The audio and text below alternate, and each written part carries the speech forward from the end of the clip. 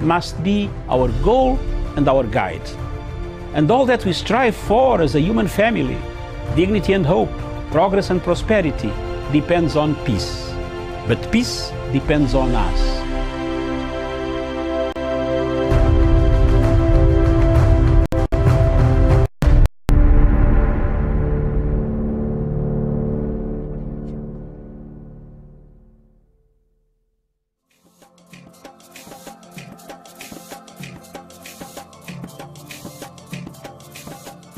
We discuss Africa. We see what ails Africa. And today, this afternoon, we want to see whether Sudan will permanently remain a sick child of Africa. Is it a permanent sickness? Can we resolve the issues of Southern Sudan? Is it something that has gone wrong for 200 years? There has always been a problem in Southern Sudan, in that great region, starting from all the way the Alimadi Wars and the rest of all what happened until today. Peace seems to be elusive. Why has UN taken slow action? Why hasn't UN set up a tribunal? We want to see a tribunal that will make sure that Southern Sudan people are accountable. Those who committed crimes against the human beings. 20,000 Sudanese perished. They are perished. They are not accountable. Nobody can account for them. And we cannot sit here, go on hammering peace agreements without mechanisms of accountability. If we set a tribunal for Sierra Leone, for Rwanda, for Camera Rouge, we need somebody to stand up for the poor masses, the masses that have died, the masses that continue to die, the masses that are being brutalized, murdered, maimed on a daily basis by marauding armies of both Riek Machar and Salva Kiir. There must be an accountability. You are not going to sit here and tell people there is no accountability in Southern Sudan. There must be a tribunal. Why do we run to harass countries of Kenya, put ICC on Kenya, put ICC on this country, put ICC on Central African Republic? Why have we delayed on putting a tribunal for Southern Sudan to find out who is killing, who has been killing, how they have been killing people? Let me speak for the people in Southern Sudan, the women, the children who have not gone to school, the children who have no medicine, the children who have nothing, who have been running since 2013, and the war cannot end because of two people. Let them face the tribunal. I'm not going to keep quiet as a Pan-African to see Southern Sudan being maimed, being tortured, being cut, dismembered, and we keep quiet and watch people vote images of people, of malcontents singing to us in Uganda, in Kenya, in Ethiopia, in South Africa, telling us they have money. Let them face the international tribunal and tell the tribunal who gave them the guns, where they buying them, how they were killing people. Enough of is enough. Enough is enough for Africa. We have had enough. There is no need of that anymore. Enough is enough. And if people have died, they will not cry. We people who are left on planet Earth must cry for them. We must find justice for them. We must make sure that their leaders who go on bragging on television stations all over the world should are accountable. They must be behind bars.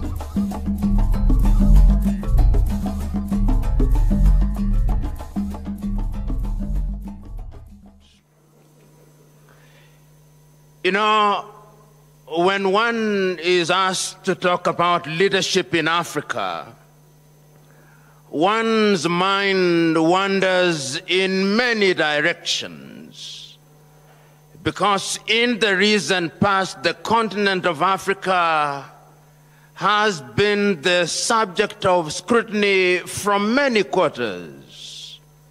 There are those who are Afro-pessimists and take the view that Africa will never realize our potential. There are those Afro-optimists who take the view that the jury is still out on the success or otherwise of the continent of Africa. I am an Afro-optimist. I take the view that this continent has had a glorious past, and that this continent has had her trials and tribulations, but her better days are in the future. There are those who, when talking about Africa, are in the habit of dealing with Africa as if it were one monolithic block. They do not recognize that the beauty of Africa is in her diversity. And indeed, when you care to undertake a geographical survey of Africa, you will be amazed at what the west of Africa offers, what the center of Africa offers, what the south of Africa offers, what the Horn of Africa offers, and what the north of Africa offers. That is the continent that we are talking about today. And we are talking about her because she continues in many ways to punch below her weight. And many are the commentators who take the view that the reason why she continues to punch below her weight is because the men and women who have had the privilege and honor to serve her in different political capacities or leadership capacities have not served her well. There may be merit in that assessment, but those who are quick to judge, those whose only claim to fame is that they are professional fault finders, must ask many questions before they judge and condemn Africa unfairly. This continent, and I remember, and if we are to judge this continent fairly, we must go back to the past and look to the past and ask about this continent. And there are many who have written about this continent. How many of you here will forget the great writings of Senegal's Anta Cheikh Diop, who has documented in many ways the glorious past of the continent of Africa, the great kingdoms in Africa. When Europe was still in the caves, Africans were building monuments. If they were not building them in the Ashanti Empire, they were building them in Monomotapa here in Zimbabwe. And there is a sense in which all those have been consigned to the Museum of History. And those who look at Africa see Africa as a scar on the conscience of humanity, not remembering that they were themselves co-authors of Africa's misfortunes. We are the only continent and the only people in the world who have been commodified. How many of you will remember that agrarian Europe had to commodify Africa in order to realize our level of development? At one time in those early days, we will remember, even as we talk about leadership, that half of the population of this continent was taken away. If they were not taken away from Ghana, which they then christened Gold Coast, they were taken away from Angola. If they were not taken away from Angola, they were taken away from Mozambique. If they were not taken from Mozambique, they were taken from Senegal. If the Arabs were not taking us, the Europeans were taking us. If the Europeans in their different tribes were not conquering us, they were stealing from us. Those are the realities that we don't talk about when we talk about this continent. And you know, if one cares to judge the African continent, one must be historically conscious. The oldest African country after we regained our independence from Greater Chief. And the question that we must ask ourselves, why is it that this continent finds ourselves in that space? If it is not Europe summoning us, it is the United States of America summoning us. Everybody is in the business of summoning us.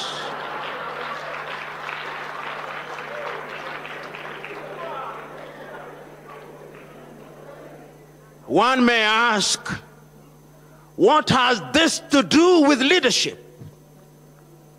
You know, I listened to the Chinese president speaking in eloquent Mandarin,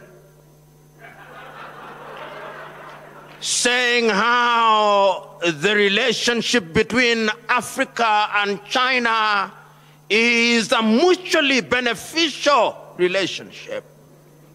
He spoke about Africa as if it was one country. He did not remind himself, in my mind,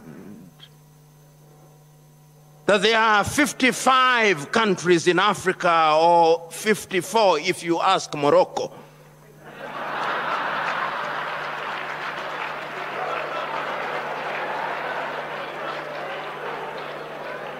And I listened to the Chinese president specifically mentioning the Gambia and a few others, and Sao Tome and Principe, that they were welcomed back to the world because they had renounced their relationship with Taiwan and they had now recognized the one China policy. Do I say this because there is anything wrong with China? No. I'm saying this because the Chinese are providing leadership for their people. They know exactly what they want for their people, and they are doing exactly what they want for their people for the benefit of their people. The question that I'm posing to us, do we know what we want for our people? Are we doing what we need for our people? And the answer is, I doubt. Why do I doubt? I doubt because at the end of the entire enterprise, the Chinese president said that he had given, or his government had given, 60 billion United States dollars to 54 African countries. Notionally, therefore, each country would be entitled to no more than 1.5 billion. Half of the presidents who are present in China, each one of them, half of them, can produce 1.5 billion. Sportsmen in Europe and America, including boxers, can earn $1 billion in a single bout. And we are here celebrating and singing the praises of China because they gave us 60 billion. Once again, it is a statement of their ability to recognize what leadership is all about. I'm submitting to us that when we interact with people like the Chinese, there is something to learn from them. We may condemn them at forums such as this, but there is wisdom in asking ourselves, how is it that this country, which about 30 years ago could not feed half our population, has in 30 years during our lifetime succeeded in pulling up nearly 800 million people out of poverty? How is it that every road that is now being built in Africa, whether the road is in Benin, or in Nairobi, Kenya, or in Johannesburg, South Africa, or in Kigali, in Rwanda, or the Democratic Republic of Congo, there is a Chinese firm whose name I cannot pronounce as the contractor for that firm? How is it? How is it that China, which about 30 years ago did not produce a mobile phone, today, out of every 10 mobile phones, we are using 6 which are from China? If it is not Techno, it is some other phone. If we are not inviting Jack Ma, we are inviting another Chinese, because we have seen that they have the ability to organize their affairs. Some of us, particularly those of us who are in the middle class, our pride is that our child is learning Mandarin as a second language, not isiZulu, Mandarin. I fear, Bishop, that in the next few years, when they bring their children for baptism, and you ask them, how do you name this child? They're saying, Deng Xiaoping Simfiwe.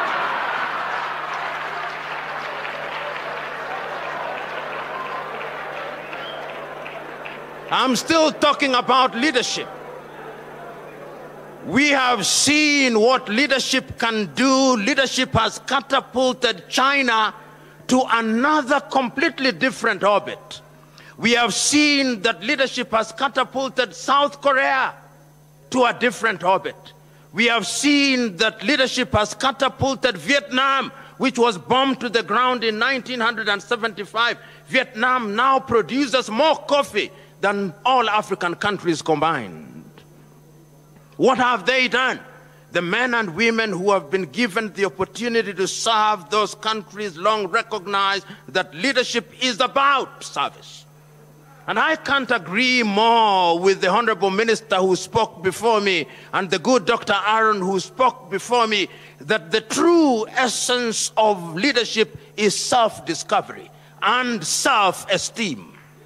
You know, where I come from in my tribe, and I know in many African communities, when you do something very well, they say, you have done it like a white man. When you arrive on time, they say, he has arrived like a white man. When you speak well, they say, you spoke like a white man. When you dress well, you dress like a white man. When you go to a beautiful place in Africa, you say, it does not look like Africa, as if Africans are incapable of doing the right things. And I'm telling us that until the day that we exercise the ghost of low self-esteem, Africa is going nowhere. I'm submitting to us that history has demonstrated times without number that personal conquest is the beginning of true leadership. If you don't conquer yourself, you are going nowhere. And I'm submitting to us that Africa must now recognize that whatever institutions you have, until and unless it is populated by men and women who have ideals, those institutions will collapse, never to be put together again.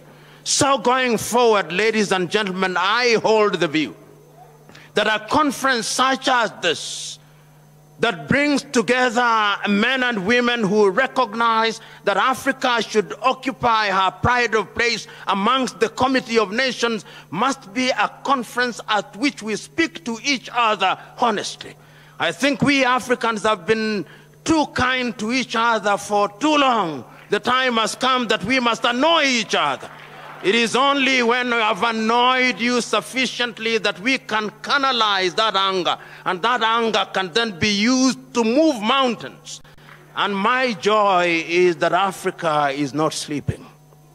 My joy is that Africans are now beginning to wake up to the reality that we have not only the intellectual wherewithal, but that we have the resources to make our countries grow and grow in the proper direction.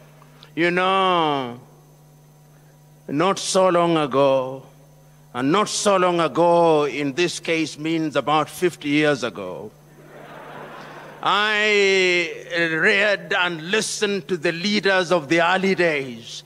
If you listen to any one of those leaders, the clarity with which they were able to identify the problems of Africa and the clarity with which they were able to prescribe the medicine that could solve the problems of Africa was as titillating as it was as astounding. You know, I listen to the more casual works and I read the casual works of a young leader in the 1980s, such as Thomas Sankara.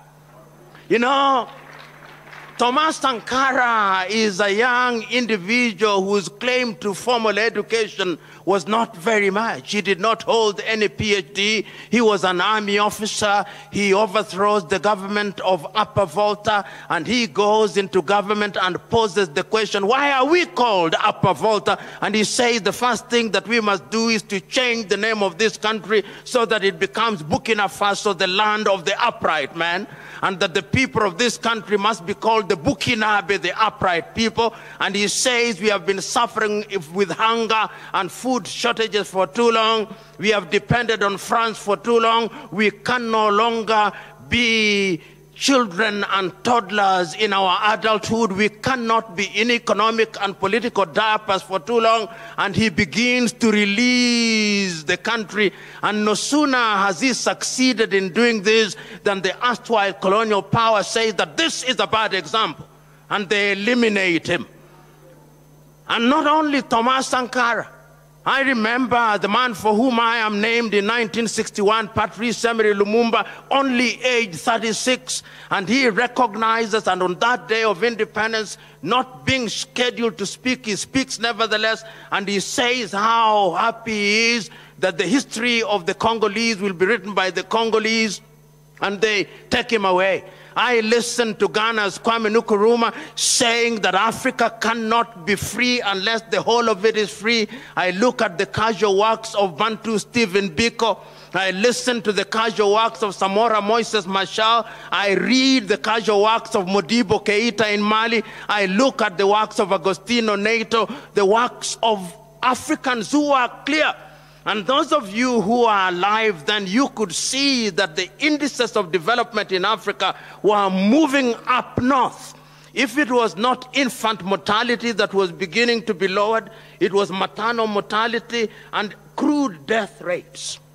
Africa was moving.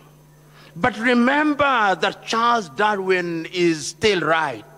In this jungle that we call the world is survival of the fittest and the dying of the least suitable. When we begin to rise as a people, there are those whose only claim to success is to put us down, to tell us, not in so many words, that we are children of a lesser God. It is our duty to tell them that we are not. And that is why we have forums such as this. You know, there are those who may say, and I'm one of them, that perhaps in Africa we hold too many seminars, that we hold too many conferences, that we hold too many colloquia. But I hold the view that these things must be repeated time and time again, so that if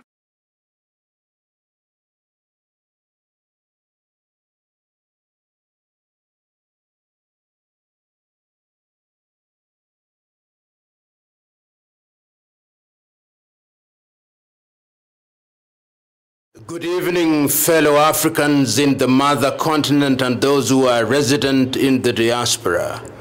We welcome you to this program and this conversation this evening, and with me this evening is Dr. David Nyekorach Matsanga, who is the chair of the Pan-African Forum, and I am P.L.O Lumumba, who is a Pan-Africanist and a Kenyan, and I am here to discuss this evening whether our continent is prepared for natural disasters to the extent that is humanly possible. But before we delve into a subject, permit me to express our profound sorrows and to convey our condolences to those who died during the Ethiopian Airlines crash that took place a week ago, and also to convey our sympathies to our suffering brethren in Mozambique, in Zimbabwe, in Malawi, and those who are ravaged by hunger and famine in Turkana in Kenya. Let us also not forget those who are ravaged by the oil spillages wherever they are occurring in Nigeria, and those who are still suffering from the scourge of modern-day slavery in Libya and the activities going on in northern Mali. We believe that one day we will liberate ourselves from the pain and suffering that we are laboring under. Good evening, David. Good evening, sir. Thank you very much for that introduction, sir.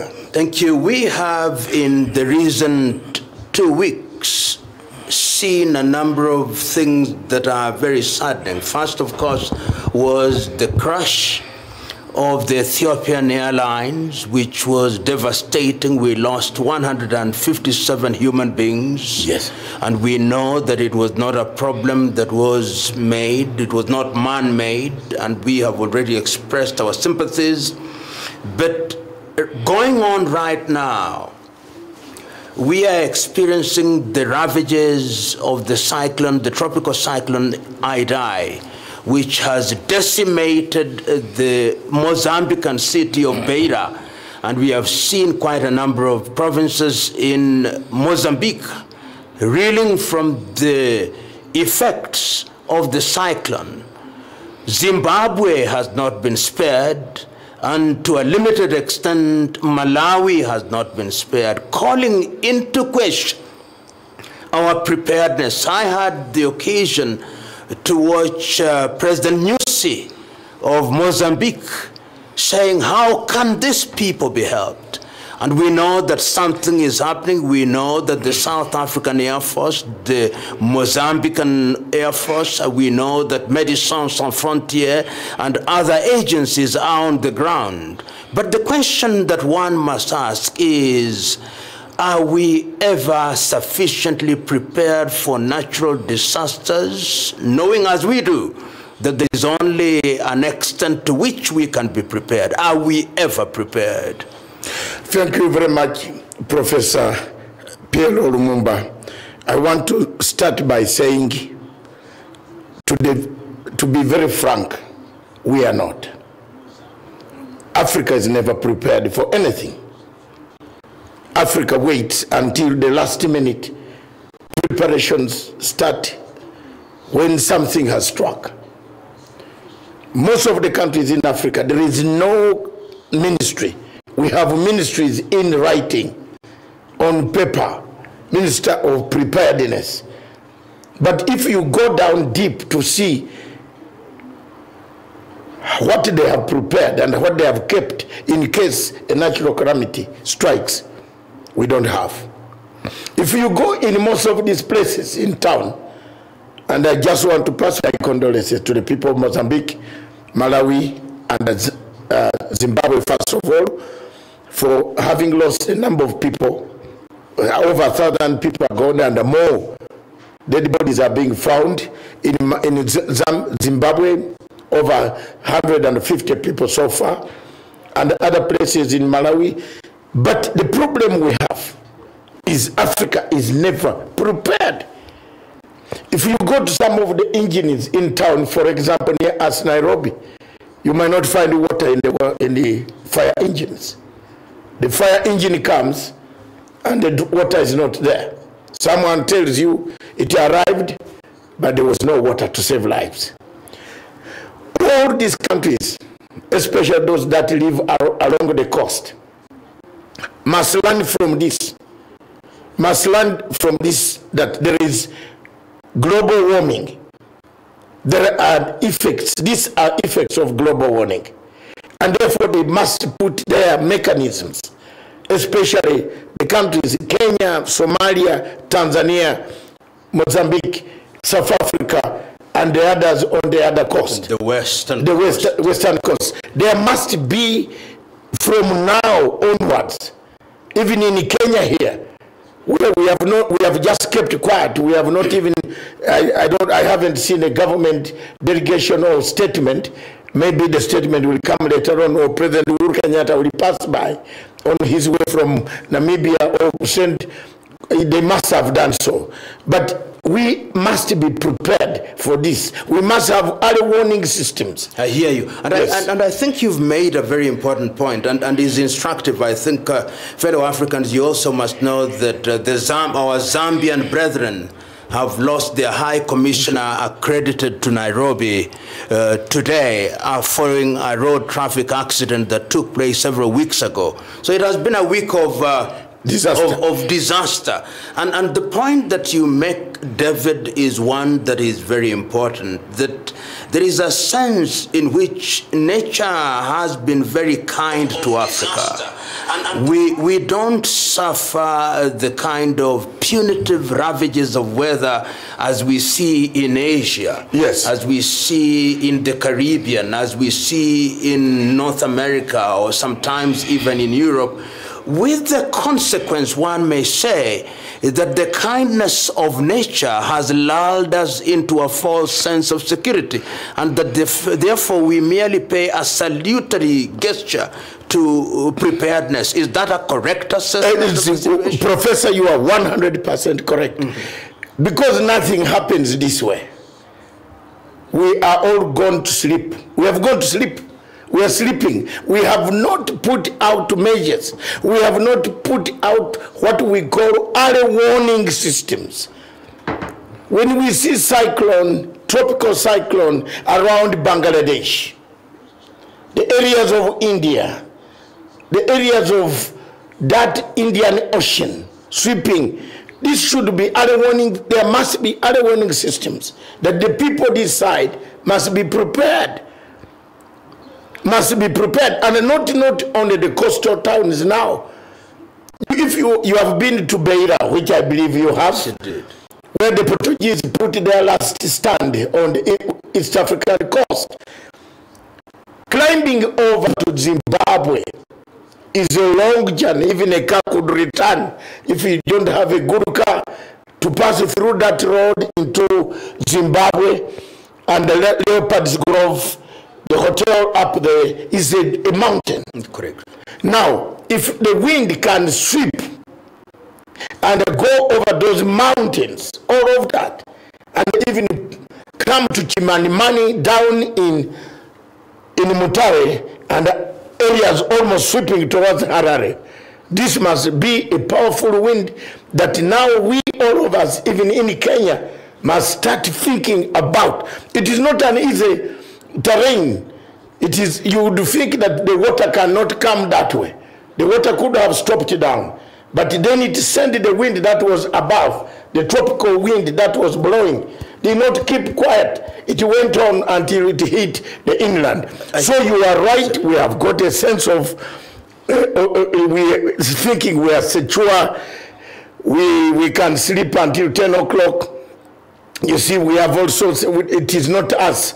There is no Katarina. Is somebody else. Yes, there is no Katarina. And let's just look at what can happen to us. We have now seen the activities that are increasing by the year. If you look at what has been happening in the Mozambican Channel there, and if you look at in the Gulf of Guinea, and if you, in the last few years, we have seen the ravages of weather around Madagascar area, it tells us that something is happening. And if you go to the western part of the continent around the Gulf of Guinea and you go up to Cape Verde on that side and even down south, things have not been happening to worry us. Yes. But we are now quite alive to the fact that climate change is real and that the oceans are getting warmer, the waters are rising. There is the possibility that some of the coastal islands may sink. That is one area that we should worry about. But when we get into the inland of Africa, we know that we are sitting on the tectonic plates of the Rift Valley. Yes. We also know that some of them not so very natural, but oil spillages may occur in countries that are oil producing, like in the Delta in Nigeria, or even in Angola, or even in the offshore drilling, yes, such as in Ghana, yeah, and in Sudan. What is it that we ought to do now that we know, and it has been demonstrated, that we don't pay attention to the early warning signs? What should be done, number one, at the country level, number two, at the regional level, and number three, at the continental level? I think on all those levels, we must start educating our people. Education is very, very important. Three, we must change the behavior. We must change the way we behave, the way we deal with things casually. For example, the way we build our houses. Things, when you talk about this volcanic, setting, people just put houses and they say, I have apartments. But in actual sense, you have not asked the person who is to advise you what type of housing you should put in Nairobi, for example. Because Nairobi sits on the volcanic axis, which could one day naturally could come out, God forbid. Most of the areas where there are oil spills, we have not taught people. We have not changed the same thing, the way we farm, the way we till our land, the way we engage, with the way we cut our trees, the way we don't plant where we have cut trees. People have not known why God put their trees, for example. When you look at the trees that are going to China to make matchsticks and the toothpicks, then we go to buy them. Where do these trees come from? If you sit on this road to Mombasa and you want to intercept lorries and the lorries of timber, this timber is not coming from Kenya. This timber is coming all the way from Garamba Park in Congo. And the people have gone to do the business, real cutting of these trees. And yet what you are doing is you are destroying some nature that is going to tomorrow to come for you and turn into a catastrophe and a calamity. So we must start education. We must change the manners. We must change the behavior of how we eat, how we build, how we spend, how we also preserve. There is the question of preservation. You can I tell you why? Have you ever heard of hunger in Britain? Maybe there may be hunger, but not famine. No famine.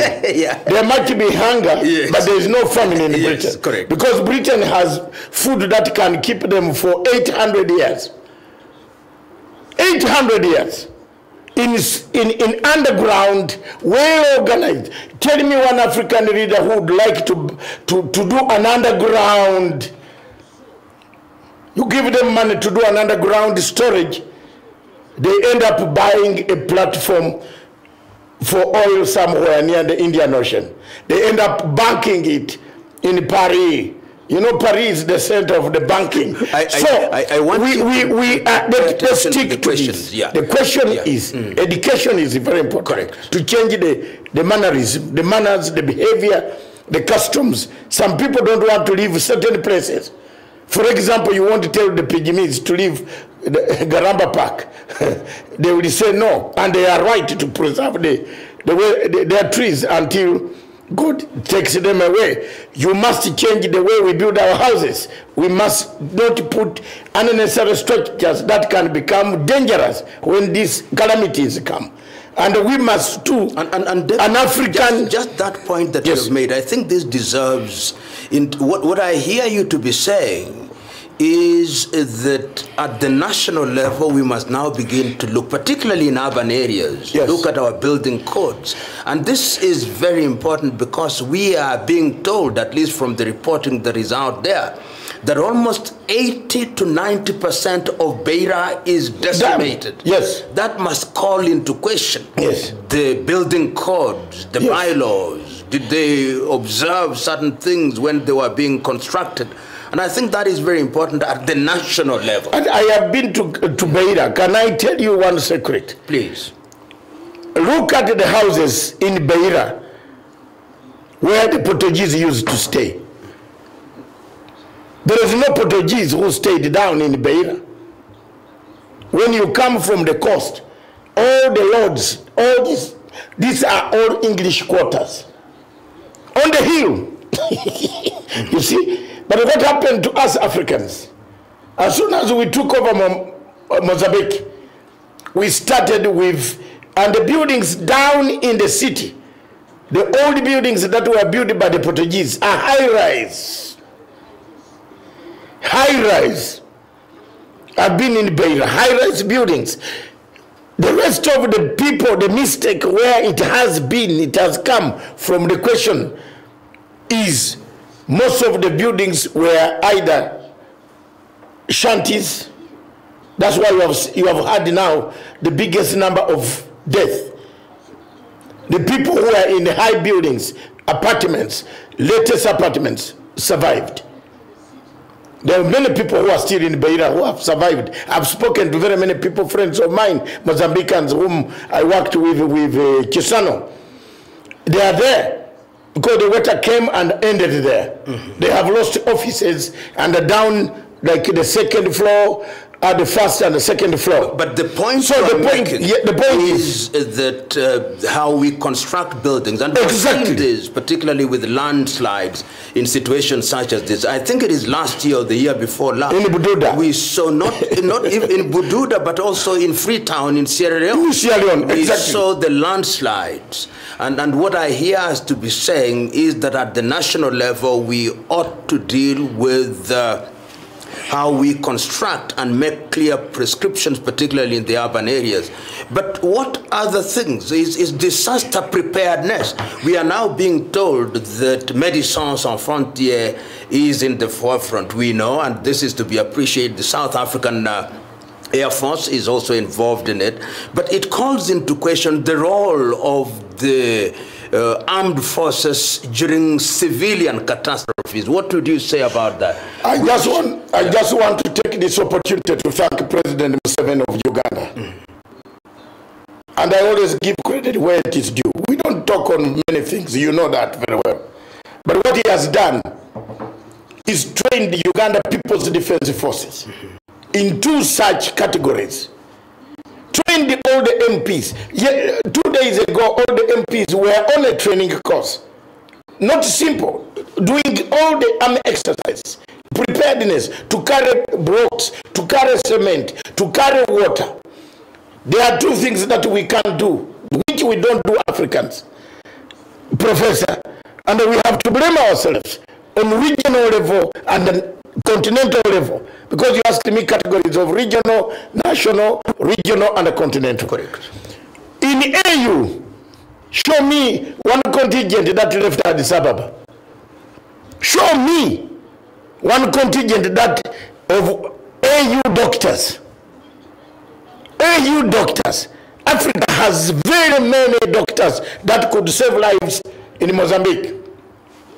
Our body in African Union, in the Addis Ababa, they don't have a department of disaster. They have it on paper.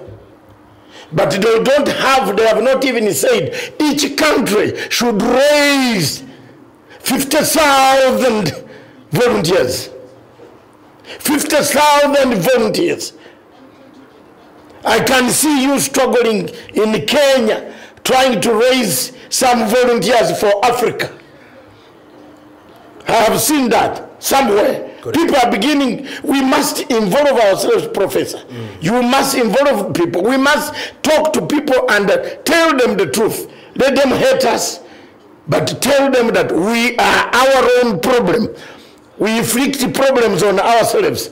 Natural calamities come, yes, but we as Africans who are alive here are not prepared to sort them out. So what you are saying is that there is need to ensure that our forces, our people, both civilians and those who are in the disciplined forces, have a level of preparedness, yes, at the national level. And I also hear you to be saying that at the regional level, and regional, I'm saying that within SADC, yes, if they have a standby force, yes, they've got to be trained in disaster preparedness within East African community, within Central Africa, within ECOWAS, within the Maghreb, so that we are able to respond very quickly, yes, when it is necessary to do so, because nature does not warn us, or even if it does, it doesn't do so over a very long lead time period. Let me also ask something about something that is related here.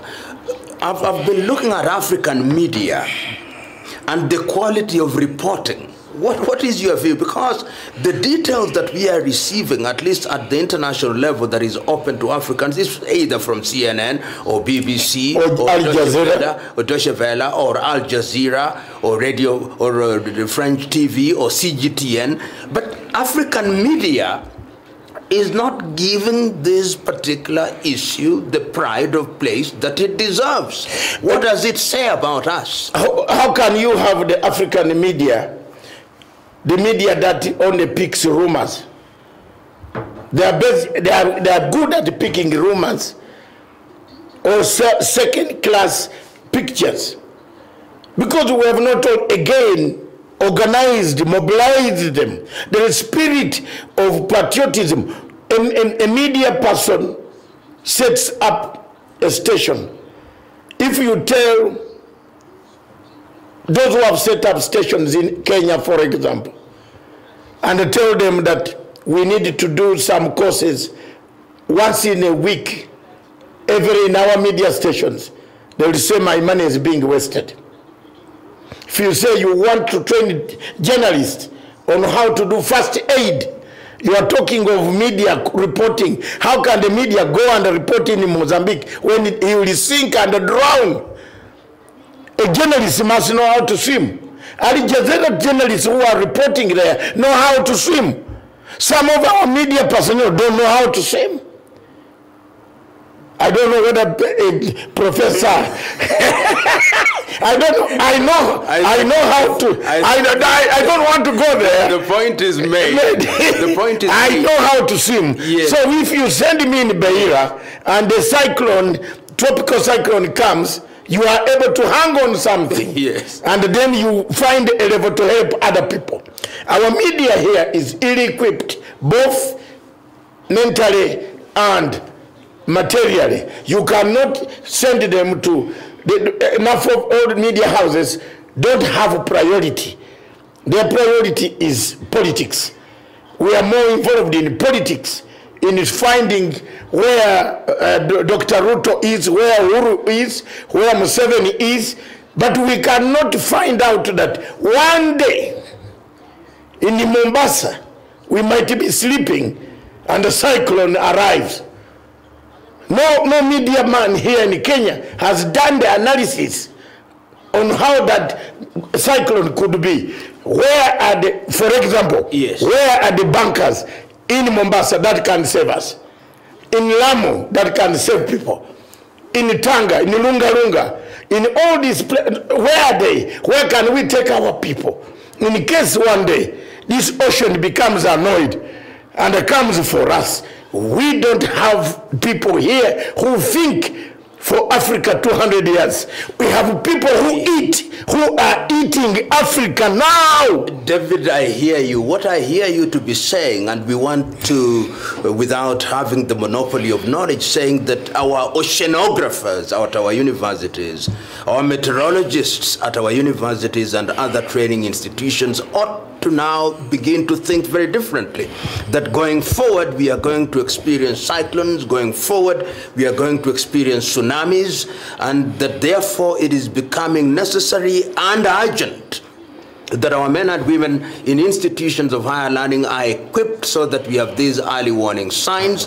And number two, that we ourselves are prepared and that we ought to begin to institute laws that are going to help us to be prepared. So that if we ever have these catastrophes, I see, for example, although this may not be right online, we are beginning to talk about nuclear power, nuclear as a source of energy.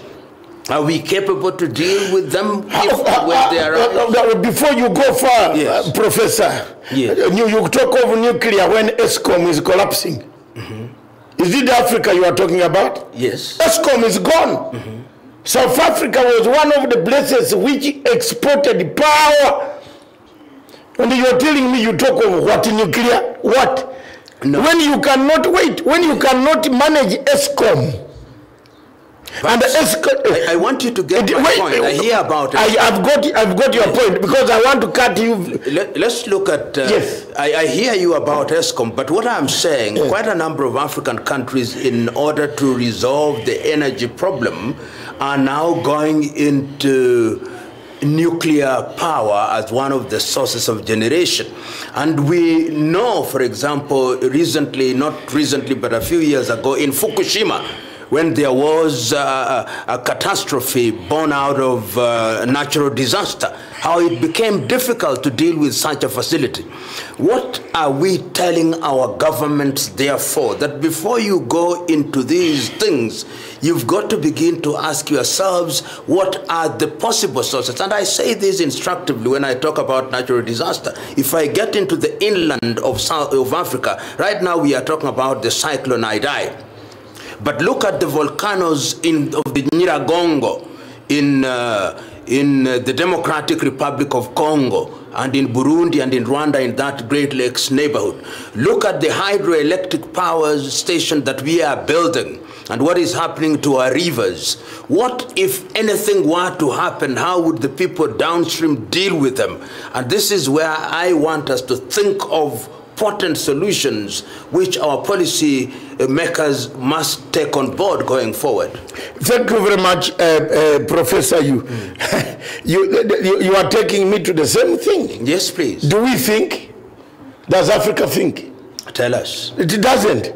If Africa at the top level cannot think, if Africa at the national level does not think, tell me one president in Africa who has kept money ready for preparedness. Where is it? I think there is a budget. No, but that exists on for you when you are giving speeches all over Africa, yes, you tell people, yes, you tell the truth. Tell me, even in Kenya here where we are sitting, yes, it took almost 3 weeks for the cabinet of Republic, for a section of the cabinet to sit only to look for 2 billion shillings. Where does this money, where is it kept? Why should it be kept? Is it for flower girls? Is it for a wedding? We have food in the cereals, in National Cereals Board. That's another calamity. If you are telling me that today we are building a nuclear, preparing downstream, here the nuclear problem is here. In our own place here, ministers are going around the television station telling lies. Instead of telling the president, we did not plan, we did not warning system.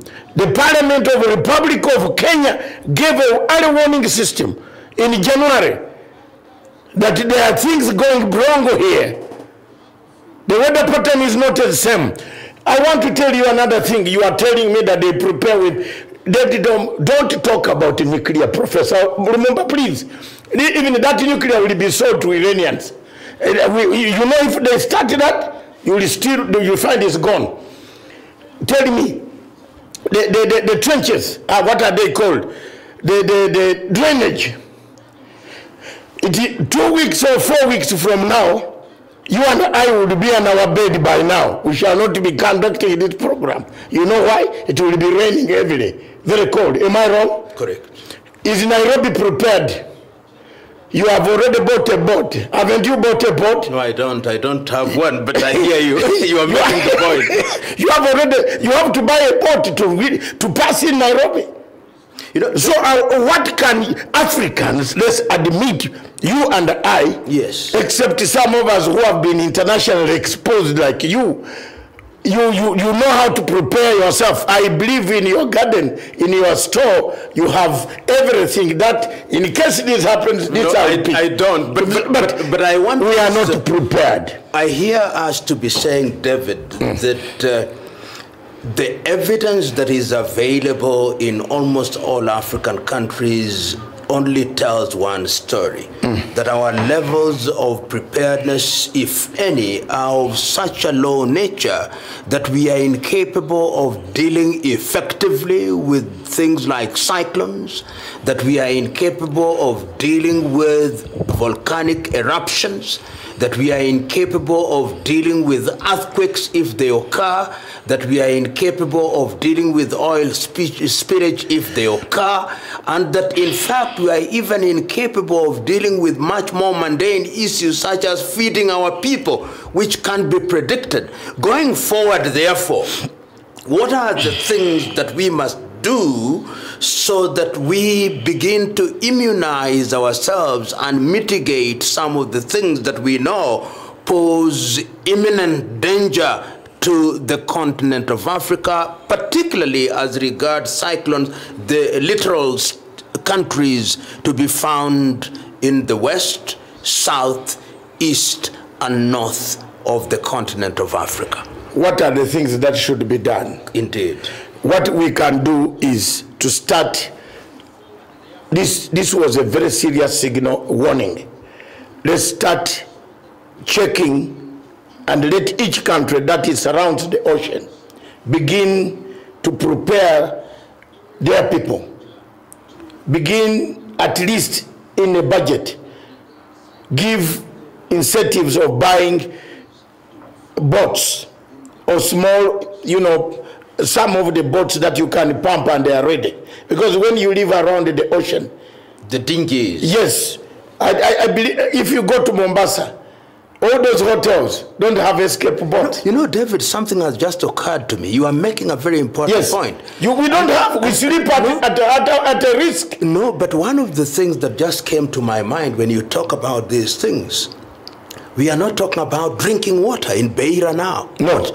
We are not talking about secondary impact such as the sewage system. Yes. The epidemics that yes, the cholera, such as cholera. The diseases that are going to follow. And bilharzia. Yes. Which, therefore, as we talk about all these, how prepared are our doctors? How prepared are our institutions? How prepared is our police force? How prepared is our armed force in civilian time? There is a myriad of issues that are called into question. And when the water recedes, how are we going to clean the city? Yes. How many years will it take? So as you mention all these things, have that at the back of your mind, that the impact is going to be devastating at the public health level.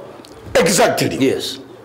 The post-mortem and the post-era of the cyclone, tropical cyclone, it's going to be really bad. Because if we can grapple with the effects of the cyclone now, what about when the cyclone, the water goes back completely? It leaves all the sewage water, all the dams are blown up. Everything, toilets are blown up. This is where the problem is. What the people in Africa now, and those who are helping Mozambique, or who want to help Mozambique, there should be stages of preparing for now rescue the people, those who are still under water, take them away. Let's have second phase of those evacuated to allow they need treatment. But after that, for them to go back, the ground zero must be treated before they go back. And so these are the stages that the food situation, the famine that is going to follow, the hunger that is going to follow, the overall impact of the economy in terms of growth. Electricity must be restored. I mean, there are so many things that even the water itself, the salty water coming back on the land, which is not always there. There are so many things that Mozambique needs now. But the point that we have to make here is, where is our regional body? Where are our regional bodies? You have people from Switzerland. The point of this topic today is maybe to say, as you set it up, to emphasize on African volunteers. Volunteership. The people coming up. How many doctors in Kenya can actually freely go and say, we need a plane, Mr. President Uhuru Kenyatta, give us a plane, we have gone. Someone will need payment. Someone wants, how do I live with my people? Whereas those people of Medicine Frontier and other places, they just, when they had like this, the plane was ready. Some of them left, you can give allowance to my wife. There's that sense of patriotism. We don't have that heart anymore. Let me tell you, Mr. P.L.O, Professor P.L.O, we used to have those hearts. When we were growing in school, you can help an elderly. You can greet an elder. Do our children greet us today? No. The hearts have gone. Attitude must change. We must change our attitude towards the people, other people. We must start, thinking for the communities. We don't have the churches that used to teach you and me and put us down that if you don't read the 10 commandments and pass them in order before you enter the school. I don't know whether you have you went to church. I don't want to go into those difficulties. But you must have passed through some school that was strict, that before you put a spoon in the mouth, you must say, Mulinya lya Katonda n'omwana n'omwoyo omutukufu. Amina. Like my school, where I went all the schools. So we don't have that. The situation is so complicated, P.L.O, that even the churches themselves have started being very bad. Church leaders talk very badly. We are in a bad shock as Africans. But the warning signs, and I think in my view, the cyclone Idai has sent us a very strong warning. And I hear you to be talking about the regional response, and what I hear you to be saying in your unspoken subtext is this, that you would have expected a much more robust response by the SADC region. This is not to take away the fact that the South African Air Force has, in my view, done something that is very commendable. They are on the ground, they are working jointly with the Mozambican Air Force and the disciplined forces in Mozambique. But I hear you to be saying that the response should have been a lot more robust, and that a lot more programmatic. I hear you, therefore, to be suggesting that perhaps we need a standby force, or if it a standby force that is to deal with the disaster if and when it arises. And disasters can arise of the ones that are wrought on us by Mother Nature, and others which may not necessarily be by Mother Nature, such as major fires and that kind of thing, but that there ought to be, in addition to the national response, a regional response if it becomes necessary.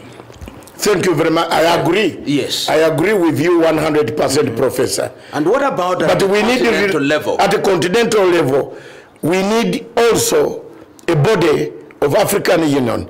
We have emphasized too much on security, education, peace and security, agriculture, but not much emphasis. Election monitoring and observing. You see, AU more or less becomes another political government set up to police, to do the functions of these other small countries in Africa. So why don't we have, if one Secretary General of AU had a brain to bring a disaster mission, that each country must contribute 20,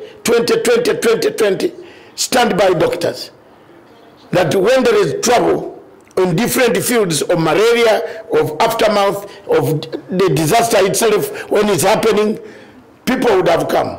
No ideas, no new ideas are coming out of Africa. The continental body seems to have gone. There is somebody who has written here that I should alert you, because yes, he has said, yes, Mr. Chitaponda Deus, yes, says, thank you very much, P.L.O, but I know we Africans are very prepared on the following things.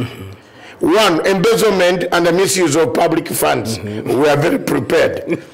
Two, silencing and arresting government critics and abusing democratic values. We are very prepared. Three, we are very prepared to witness our presidents overstaying in power for decades. Four,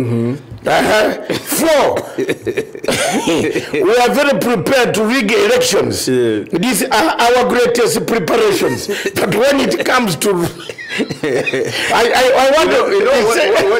What my good friend is saying is very true.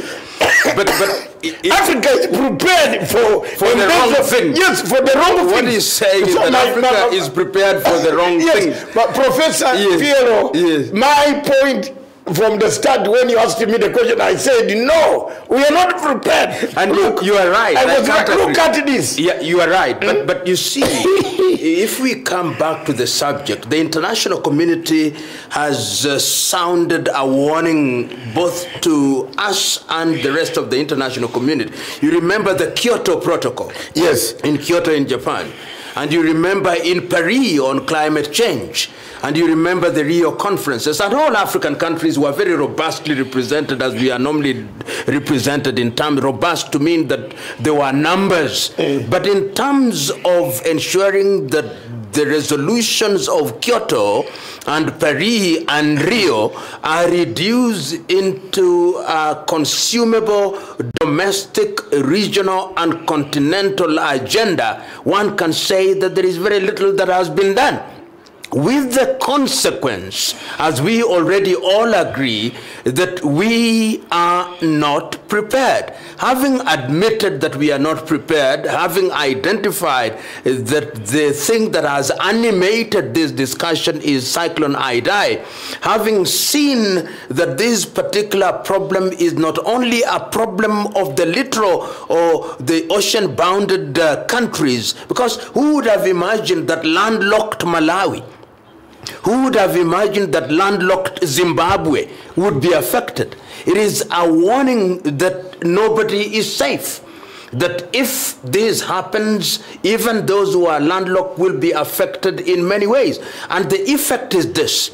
If, for example, Zimbabwe were to rely on goods that are transported from the port of Beira, or indeed if this were to happen in Durban or any one of the ports, if it were to happen in Mombasa, Rwanda would be affected, Uganda would be affected, Eastern Congo would be affected, Burundi would be affected. If it were to happen on the coast of West Africa in Senegal or in Gambia or in Ghana, Burkina Faso would be affected, Niger would be affected, Mauritania would be affected, Mali would be affected. And the message we are sending, therefore, is this is something that all of us should be worried about. But I want us to come to something that we have seen, and we never talk about it as often as we should. And I say this because you have not exhausted the answer as to how our media houses deal with these issues. It's mentioned as a news item once. Yes.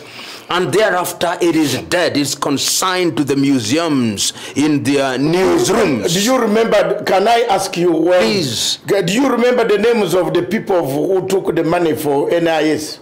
Do you remember?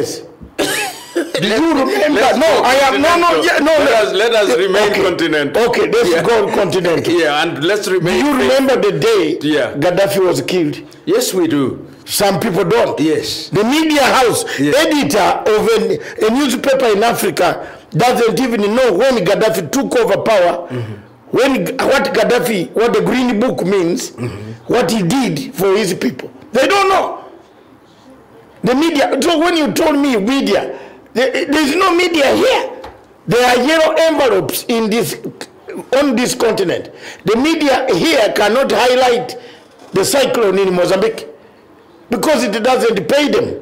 No newspaper is going to be writing about the cyclone every day. But if you tell the media that there is someone who has called for a political gathering or church service where money is going to be dished out, the media will be there. And as soon as the person, after finishing talking in the church, you will see all of them smiling, pretending to be taking photographs with big camera. But in actual sense, they are looking for money. We have a media. Don't talk, Professor P.L.O Lumumba, please, don't talk about the media in Africa. I must talk about it. We don't have it. I'm looking to the future. If the media is now, I can see you are mobilizing very many people on the continent. Yeah. One of the areas that you refer to mobilize is the media. First of all, once you bring the concept, bring a good concept, then they come and ask what is inside for them. There is that problem where people ask what is in there. Give me a minute, please. It's your show. Can I tell you, when I came to this country in 2008, some lawyers in this country were very annoyed with me because I was doing something which they should have actually got money out. I was stopping Ocampo, telling Ocampo that these cases are bad. Some lawyer, you are now, the media picked on me because I want to bring in the media issue. Okay. The media turned on me and they even called me names and they said the Ugandan gadfly. Yes. The Ugandan gadfly is everywhere. He is coming with impunity from Uganda. You see, the media turned on me. Instead of the media asking, why is this man who saw Ocampo in 2005, when there was no crisis in your country, why has he come here to speak? How much money is he being? Can you listen to me, what they asked me? How much am I paid to be on Jeff Koinange talk show every week to talk about ICC? So the media in this place is not in all Africa. In all, what you are saying is not there. Is this, and I want us to have to dovetail your contribution about the media to be relevant to the discussion on disaster preparedness. Yes. That the media can do a lot better going forward, and it can do better in terms of educating the people, in terms of sensitizing the people, in terms of dedicating some of their programs to issues of disaster preparedness, and to live with a story so that people become aware of it. If you talk to out of 10 people in many African streets, you tell them that there is a disaster in Beira. Perhaps, if you are lucky, not more than 3 know about anything that is happening in that part of the world. Which brings me to the question in terms of very specific things. We now know, for example, that there are certain disasters which may not be characterized as natural disasters, but they are disasters that can occur. We have heard of the activities in the Ogoni area, for example, in Nigeria, where we heard the activities of organizations such as Shell and the oil spillage and how that affected agriculture, and in quite a number of areas also. What are we saying? What should be done? And I want to be very specific, because there is a sense in which the people ought to be sensitized. There is a sense in which governments also ought to be responsible. Whose responsibility is it to ensure that we reduce the impact of these disasters going forward? I think on a positive side, the media can do it. Like a CNN, when there's Cyclone Katrina, Hurricane Katrina, Hurricane Florence, Hurricane this, in the United States, there is no other program you see except showing what is taking place. We need to re-educate our media. We need to reintroduce new curriculum within the media and journalism. The type of journalism of those days is no longer available here. You can't use it here today because things have moved. The social media has come in, which can break the story before you break yourself.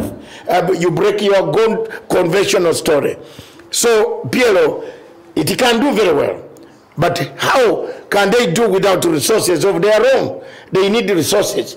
So when you go to borrow resources, CNN will tell you, no, you be my correspondent and send me the story.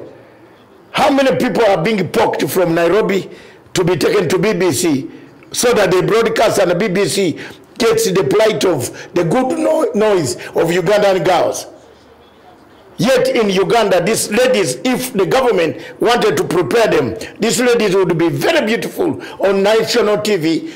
The media will broadcast, will be shining, and everybody in the world would like to see the ladies from Uganda or Kenya, who are, if you put several, Yvonne Okwaro, several of them, of that type of brains, and they are on the media, they would make a very good media. But first, our governments in this world, as this gentleman said, we are preparing for some other things.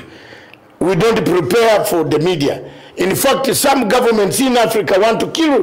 They don't want even the media to say the government was not prepared. Governor Sonko would not like the media here to say that up to today, money has been taken for drainage. And the rain is coming in 4 weeks. And Nairobi, we are going to be swimming like a fish.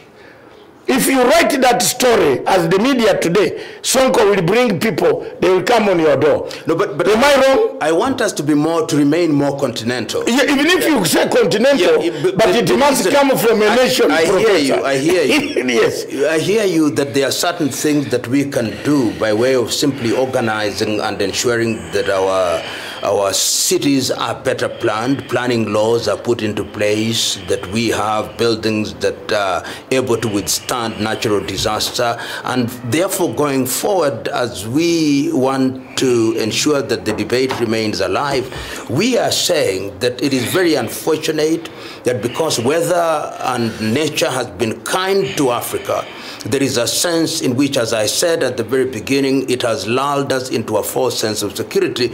But we now have very clear warning in the last 2 years and culminating in Cyclone Idai that in fact nature does not discriminate, and we have seen what has happened in Beira and the impact that it has had in inland Zimbabwe and inland Malawi, and we are saying that going forward it is incumbent upon our governments, because they have the primary responsibility to ensure that we have a level of preparedness. We are also saying that it is important that at the regional level, the regional organization should also have a level of preparedness. We are equally asserting that the African Union must also play a role in this regard, and we are also asserting that the media has a role to play. The other thing that we are saying, that this is something that deserves some study, and our universities must now lay emphasis on critical areas that we have ignored, so that if you are to ask who are the leading thinkers on matters of oceanography and meteorology and related areas of study, you'd find that there is very little money that is set aside for research in those areas. Which brings me to the question, what is the role of the academic institutions in terms of preparing us for this? Because in the West, if you go to countries such as to be found in the Scandinavia and even in Latin America, a lot of money is actually injected into universities to begin to look at weather trends and to focus over a long period to the extent that is humanly possible, so that we can predict and warn ourselves. What would you say that our institutions of higher learning ought to be doing in this regard? Thank you very much, Professor. The institutions of higher learning must start, as I said much earlier, change the curriculum, change the way we teach. You're asking a question that takes me to the same thing. Health and safety regulation. In a university in the United Kingdom or United States, the first thing, lesson on the first week, when you arrive from Africa, they teach you health and safety regulations. I want to be candid and ask you, Professor, whether our universities here in Nairobi University, whether they teach health and safety regulations.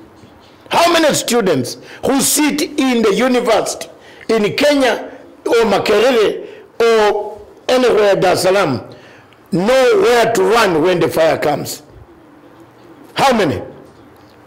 Very few. Very few. Or none. Worse still, in those buildings, when you talk about academics, intellectuals, in those buildings in UK and in Africa, they are different. In UK, every equipment is there, including emergency boats. Because they know anything can come. There's snow, you need this. There is salt. If you do the salt and put it in Africa on any pavement, someone will come and carry it. It goes to our behavior and morals. We have lost morals. You tell me, people are climbing on these Chinese lamps. Some have broken them and taken them already. If you drive all the way from here to Nyeri, where the road was started by Kibaki, you will count how many lamps we have lost. And the people in the villages know exactly that this lamp is supposed to be on the road, not in the house. But he gathers in the evening to watch because the lamp is sending light. So it is very difficult in Africa. And as I've said, as I conclude, I am telling you, we need to do these things now. If we don't do them, more of these natural catastrophes are coming. Yes. But we need to start somehow, especially a person like you who is internationally known or regionally known or continentally known. Everybody in one of the countries in Egypt says, I want that professor to come to talk to that. South Africa, I want him to come. I think it is you who should lead this crusade to teach people to do what we call reintroduce health and safety regulations in all offices, not only in schools, but even in offices. In offices, in most of the parts in Lagos, you saw buildings burning, buildings collapsing. Even people have put kiosks in the escape routes. You can't pass when there is fire. We need to know all these regulations to avoid the catastrophes that are coming that God might have, or we have even disturbed. The last point, internally, why do this tropical cyclone come? Why is the ocean heating? It's because we have disturbed the area somewhere. We have taken off the trees. Why landslides are coming? There's something that we have disturbed, which God did not disturb. So we, as we grow, as the numbers grow on the East African coast, the South Africa, Mozambique, Dar es Salaam, wherever, as we grow, Somalia, we must start thinking, what is this that we have done wrong?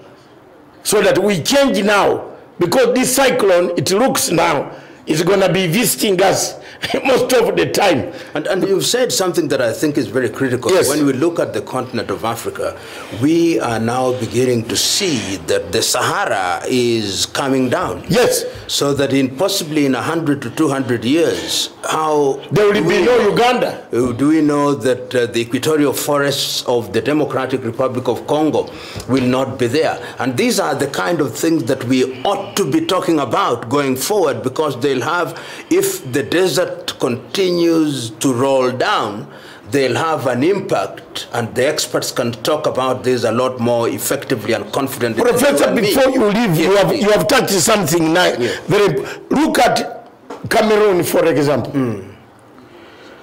President Biya has been cutting timber, the best timber from those areas of Amazonia, from the tropics. Remember, Cameroon is one of the few countries that where timber plays a very big role in its foreign exchange earning item. Cameroon and Gabon. And Gabon and then the DRC, all that area. Timber has been carried in tons and tons and tons to Paris and other ports of the world. What is President Biya doing there? Biya is 87, he doesn't care. Because he's going to die tomorrow. He doesn't care who is going to come tomorrow. He has been cutting the forest. Now, when calamity arises, comes to hit Cameroon, the earthquakes, the landslides, the rain, the tropical rains, when they come to hit Cameroon, you will see. No, you know what? The air from the tropics goes to the ocean. If you look at the air from the tropics, go to the ocean, and then it is able to rain. The water cools down. Now what we have done like in Cameroon, we have cut all the forests. There's no evaporation going down to make rain. No, David, I hear so you. I don't want to become an expert of ecology. We are not experts at all. We could have brought Dr. William Ruto here to do the ecology, but that is what we are saying is that a number of things are happening on the continent, which tells us that we must be prepared. We know for a fact that Lake Chad is shrinking, and that if we are not shrinking, it's gone, disappearing, and in there is no Lake Chad anymore. Yeah, it is 50 to 100 years, we will not have Lake Chad. We know the aquifers in the Sahara Desert are also becoming dilapidated, and that therefore we may not have water in the aquifers. We know that therefore one of the things that is going to happen in Africa, if we are not very careful, is that we are not going to have potable water. No. Because some rivers are already beginning to disappear, or if they don't disappear, they are getting polluted, so that we will not have water in Nairobi, in the Democratic Republic of Congo, and the fishes that go with them. And all these factors conjoined are helping us now to appreciate how urgent it is to begin to take measures and to prepare ourselves so that we do not bear the full brunt of the natural disasters. It is instructive that what has happened in Mozambique has been the immediate animating factor, and perhaps that is the kind of thing that helps us to think, because we have seen the devastation in terms of human loss, in terms of property, and going forward, one would want to hear what our fellow Africans, both in mother continent and in the diaspora, saying, by way of suggesting what it is that we can do, knowing as we do that we do not have all the solutions, but to begin to have this debate and to sustain it going forward. Thank you very much. I don't know whether you wanted me to read what Africans. There are very many comments that have come. We are independent of our own to solve problems or to survive. In Africa, that is Obina Akanyi. Then he said, those are the blessed professors talking about all continents issues ever before. Thank you very much for doing so. And Gatrech Rach said, please give Dr. P.L.O some chances to explain doctor. I don't know what he meant. Yes, talks about education curriculum and the lack of African universal research. He says we don't put much research into our work. That is Gatrechi Rach. That's very correct. He's very right. Makasifai Otwanga said the disaster that is about to happen in the down zoological republic of Nigeria is big. Is waiting to happen. Chitaponda Do said, Dr. David Matanga, keep going.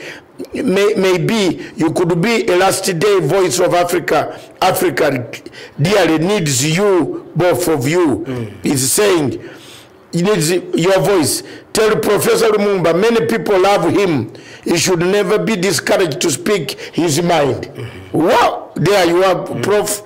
Obina Ngwini said, human activities contribute to about these disasters. He has said, we are filling lagoons, rivers, and the banks of oceans, using them to build houses. We ourselves go. And I think let's pause a little at what Obina is saying. Yes. Because there is a tendency for us to blame governments, whose role is reactive. But he is saying something that is very critical, that our own activities, which is what brings into question education, that we ourselves ought to be educated not to engage in activities that affect the quality of our own lives in the long run. If you go to Nigeria, for example, in Lagos, you have Makoko in Lagos, where you have these floating homes. Yes. The question is, what do we do about them? You go to Sierra Leone, you see people building on top of the hills. And these are things that can only be prevented through education, so that we stop people from constructing in those areas. You go to around Nyiragongo in the DRC and those areas, we must educate our people. And I think Obina is spot on, that human activity must also be curtailed through education. Thank you. Going forward. Yes. I think your Prof, my last comment. Yes, please. Before you wind up is, I want to thank you very much. This topic has elicited quite a lot of views. If we have time, you would have read them. Yes. But unfortunately, I think we look like you are going for another meeting. And the time is not on our side. But there are many people who have appreciated this type of topics. There are people who are even saying, you better start teaching Africans what we are saying here. That we should not only end on the media, but teach Africans is a good topic. Because we have diverted away from politics. Which is a critical thing. A critical thing, because you are brought a picture finally. What will happen? It looks like a disaster is building up slowly, and we might not be able to manage it. That's what someone has concluded here, that you have opened up a lot of things. What do we do about this? Because most of the things we have talked about here, like health and the safety regulations, are no longer taught in schools, not in offices. Nobody in an office, people leave chairs lie hanging like this. If there's a catastrophe, how do you run? So that is what people were asking here. So thank you very much. I want to thank you. I thank you very much, David. Fellow Africans, both in the mother continent and in the diaspora, whether you are in the Caribbean, in North America, or in Europe, we are doing this thing because we are worried about Mother Africa. And once again, let us convey our condolences to our brothers and sisters who have lost their loved ones in Mozambique, in Zimbabwe, and in Malawi. Let us also urge the governments in that region to help our brethren in Mozambique and in Zimbabwe and in Malawi to ensure that the impact of the cyclone is mitigated. But let us remember that what is being done now is merely to address the immediate problems. There are going to be public health issues going forward, and the rebuilding of Beira and the lives of the people is going to take a little longer. But beyond that, we should ask ourselves, what is our role? We have had contributions from fellow Africans who are telling us that the human factor is also important, so that wherever we are, we must also ask ourselves what it is that we can do going forward to ensure that we minimize the vagaries of Mother Nature, which can sometimes be very forgiving. We also once again convey our condolences to those who lost their lives in the plane crash in Ethiopia, and lastly, to convey our condolences to the government of the Republic of Zambia for losing their High Commissioner who was accredited to Nairobi. God bless you all, and let us meet again and work for Mother Africa. Thank you. Thank you very much. Thank you very much, Professor. Thank you. God bless. God.